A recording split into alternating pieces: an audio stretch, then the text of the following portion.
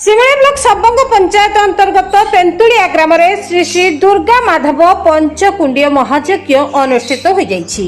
एक दिवसीय महायज्ञ सुशांत पंडा और लोपामुद्रा पंडा समेत ग्रामवासी माने स्थानीय रेब नदी कलश शोभा बाहरी यज्ञ स्थल को पहुंची पर विधि अनुसार महायज्ञ आरंभ हो।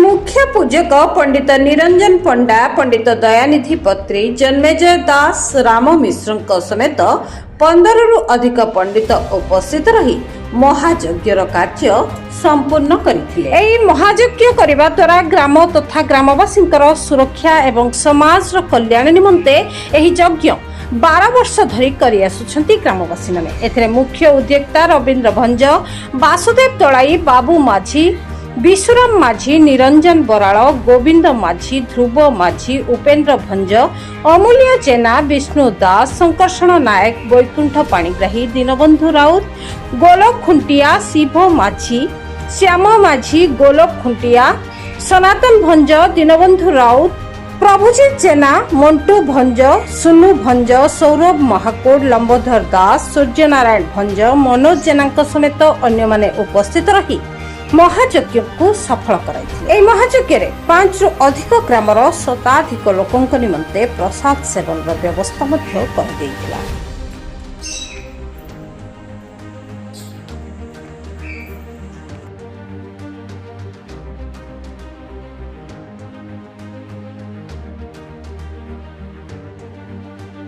निरंजन पंडा ओहड़ शासन ये जो यज्ञटी करुँच आम रवींद्र भंज ये हूँ गुण प्रबोधा विषय प्रबाला आमर भंज महाराज अच्छा से महाराज वंशधर ये माने ही भंज वंशधर तेणु से जे वंशधर से माने ही यज्ञ करिपारंती।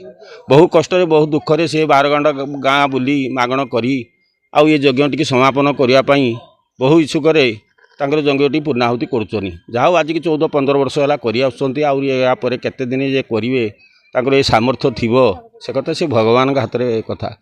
अन्नपूर्णा जेना कुंडी आमर आज विश्व शांति महायज्ञ 12 वर्ष है आसला। प्रथम संकल्प होता कलश बुड़ा आयोजन होता 30-35 जन 25 जन आम कलश बुड़े जाइए